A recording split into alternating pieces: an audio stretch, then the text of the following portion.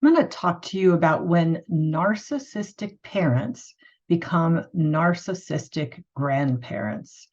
And, I'm certain that any narcissistic parent is going to be a narcissistic grandparent because the narcissism doesn't stop just because grandbabies are involved. In fact, it might even continue in a more problematic way for you since there is a child that is involved and there is your spouse. So, first of all, I got an email from, or actually comment on a YouTube video that I did on narcissistic adult children. And the first thing that she asked me is basically if my mother was to uh, or the first thing that she said was, if my mother was to have watched this video, she would say that I'm narcissistic because I am the one that's telling her what she has to do, or she doesn't get to see the grandkids. And that is a problem because a narcissist is going to see any of your boundaries as being narcissistic or demands, and they're not going to respect them. And they are not going to see the fact that you need those boundaries, or that you have to have those boundaries, or even that you have a right to have those boundaries. They're going to be offended and possibly enraged over those boundaries. So we'll get into that a little bit more in a minute. So, first of all, the other thing that she asked me was, what do you do with the guilt that you have when you know that the Bible says honor your father and your mother? And it does. If you look at the verse in one of the 10 commandments, it basically says, Exodus 20:12, honor your mother and your father. And it comes with the promise that you would live long in the land that was given to the Israelites, that they would live long in the land. The assumption is you're thinking, okay, I'm going to have a long life. So God's going to bless me if I honor my father and my mother. That is a commandment. It is important. But what does it mean to honor? Honor means to respect, to value, and to give consideration to. So what you are going to do is you are going to give consideration to the fact that your parent has a relationship that they have somewhat of a right, limited, but a right to have access, or not, I shouldn't say access, that's a bad word with a narcissist, to have a relationship with their grandchild. And the question is basically, how do you do that? It's easy to honor parents that are honorable or respectable. It is very hard to figure out how to honor parents who are not respectable, who are not somebody that you like feel that you respect, that you want to honor. And then you can fall back on basically, I'm going to give consideration. I'm going to give consideration to the fact that my narcissistic parent wants to have a relationship with their grandchild. And that if at all possible, I'm going to allow them to have a relationship with their grandchild. So you're going to look at it that way. And then we're going to get into some of the, what could cause that not to happen, and how can you put some boundaries into the relationship. Well, the first of all, know that you have a right to refuse to enable or tolerate any bad behavior. You do not have to tolerate your mother or your father coming into your home and doing anything that they want to do. They don't get to come in your home. They don't get to behave in a way that is offensive to your spouse. They don't get to come into your home and do things that you don't do in your home, like drink or yell and scream and swear. They don't get to come in your home and put TV shows on that are not TV shows that you allow your children to see. They don't get to come into your home and just take over and cook anything they want to cook in your kitchen. They don't get to treat your spouse disrespectfully. They don't get to treat your children disrespectfully. They don't get to do things that harm your children. They don't get to do things that harm your baby. They can't, for instance, something that's way out there can't come in and pray spells or, Wiccan prayers over your child, things that are really that you are really opposed to. So it's your home, it's your child. You get to decide what goes on in your home and what you need to do to protect your child. But you need to, when you're thinking about those boundaries, give consideration. Those need to be big deals. They don't need to be little deals. They don't need to be, my mom wants to dress the baby in an outfit I don't like, or my mom wants to allow, just, Blue's Clues, and I don't like Blue's Clues, which is a child's show.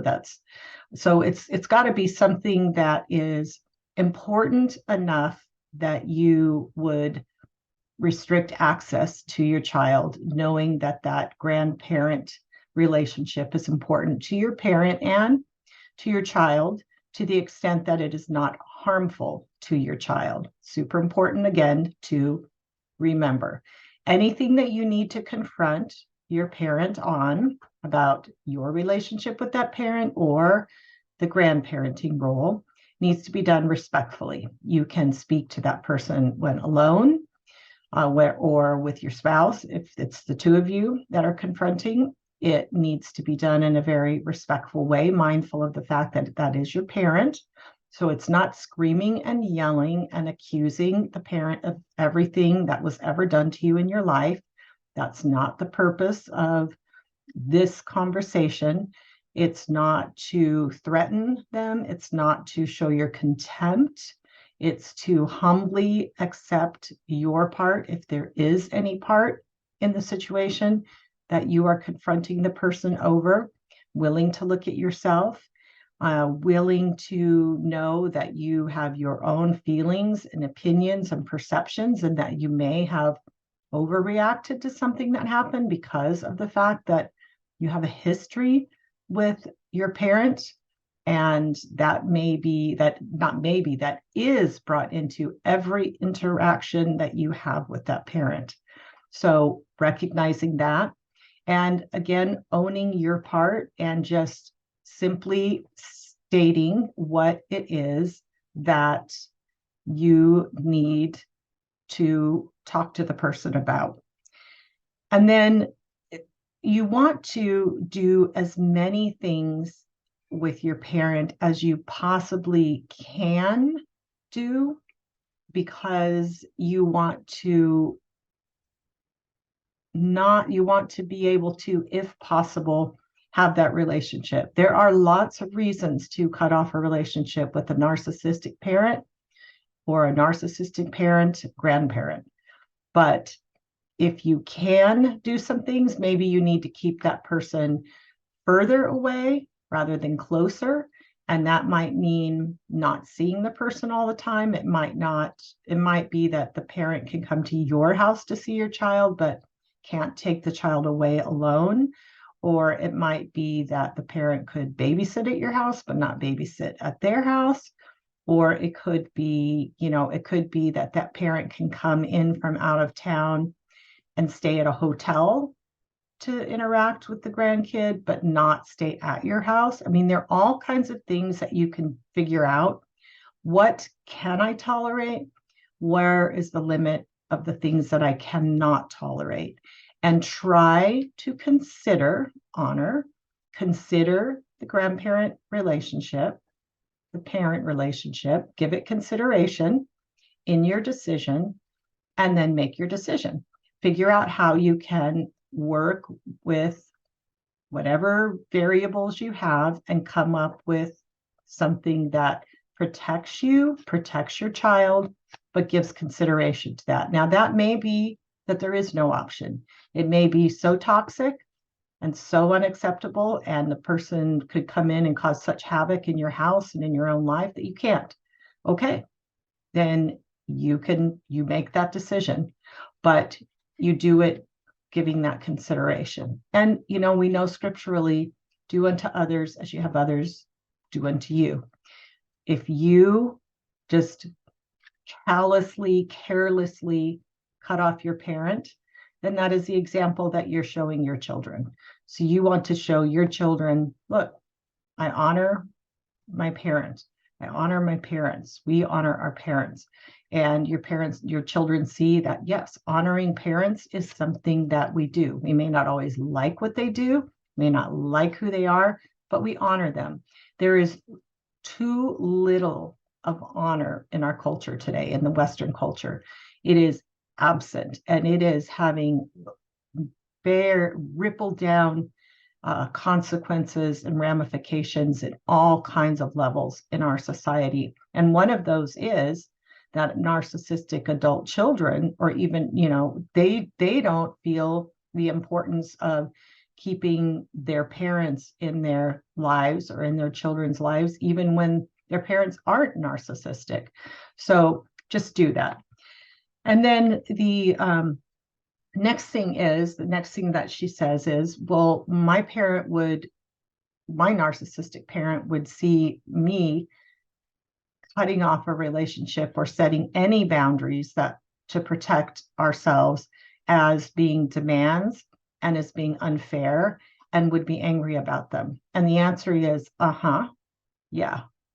A narcissistic parent, a narcissistic person, a narcissistic grandparent will see any boundaries as unacceptable, as wrong, as you having no right, because they do not accept or respect your right to have boundaries.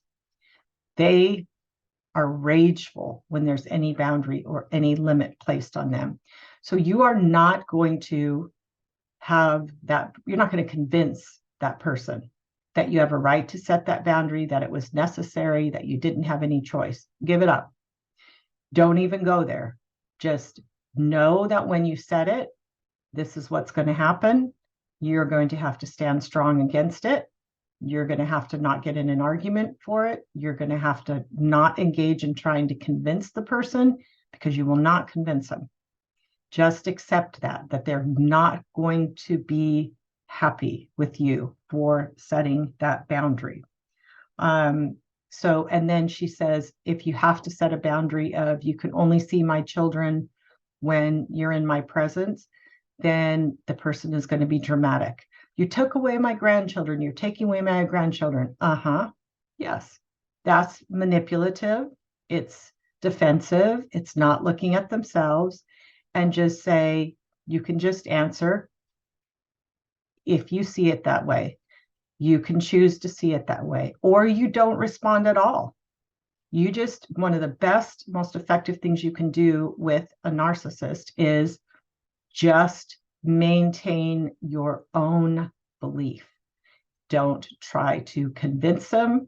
Don't allow them to change your core belief. You hold on to it. I know this person is a narcissist. I know this person isn't going to get it. This person is going to see everything to where they're a victim, or I'm wrong, or they're going to see it. They're going to project themselves onto me and see me as cold and punishing, like they are when they don't like something done to them. So guess what? Don't even go there. Don't try to convince them. So basically, yes, she says they use fear, they use obligation, and they use guilt. That's manipulation. Those are three primary things that a narcissistic parent, grandparent is going to use against you. Fear, I'm going to threaten you with things. I'm going to go to court. I'm going to get my rights to see my grandkids through the court. Let them, if they want to. A lot of states don't even have grandparents' rights. That's not going to happen, most likely, unless your parent has a lot of money and is willing to go through that. Obligation, you obligated to let me see my grandchildren, to let me have a relationship with my grandchildren. And we talked about that. We talked about that as something that God wants you to consider. And he wants you to factor that in. Okay. But that doesn't mean that there's anything and everything that you tolerate. And then guilt. Let me give you a secret about guilt. People can guilt you all they want. If you know that your stance is correct and strong, it will have zero effect on you. Therefore, if your narcissistic parent tries to guilt you, you're mean, you're keeping your grandkids from me, if you've worked through this and you know, look, I'm not being mean. In fact, I'm being nice. My preference would be not to have my parent involved at all, but I'm being nice and I'm giving consideration and I'm allowing my parent to still see my kids. But I know from my own childhood that I need to supervise this. So I am, and you affirm, you know, you're not doing this out of spite. You know, you're doing this because you've thought it through. The guilt cannot get to you. So do the work through it, figure it out. Talk to your spouse about it. Talk to a therapist about it. Talk to a friend about it. Write it down if you have to in a journal, to where when your parent starts to guilt you, you'll go and you'll flip to it and you'll say, these are the reasons. This is my decision. Guilt is false if you're not doing something wrong. If you feel guilty when you have not done something wrong, that is false guilt. It is true guilt if you have done something wrong. So if you haven't thought through your decision and you're not sure that you're strong and you're not sure you're doing the right thing, do the work and the guilt will not get to you. The fear threatens anything, you go figure it out. Is this threat something that the person can really do to you? Protect yourself. Okay. If the person threatens to go get grandparents' rights, well, go make an appointment with an attorney yourself and find out what the law is in your state and find out, do you need to do anything to protect yourself against that threat? You need to be knowledgeable when somebody threatens you with something. So get the knowledge so that you'll, again, have strength with that one and you won't cave because you're not knowledgeable as to whether or not that threat is real. And then obligation, again, if you've thought it through, that one should not get to you either. So so all of these things are doable and you can work through them, and it's possible to figure out, how to deal with the narcissistic parent who has now become a narcissistic grandparent. If you have specific questions or specific desires for videos that you would like for me to make, please email me at carla@changemyrelationship.com. I hope you will check out my studies, my classes on Zoom, my books, my Facebook posts, my podcasts, and I specifically would like to recommend my Change My Relationship 365 Daily Devotions for Christians in Difficult Relationships. This is the book that will help you navigate these problematic relationships. Thank you for watching.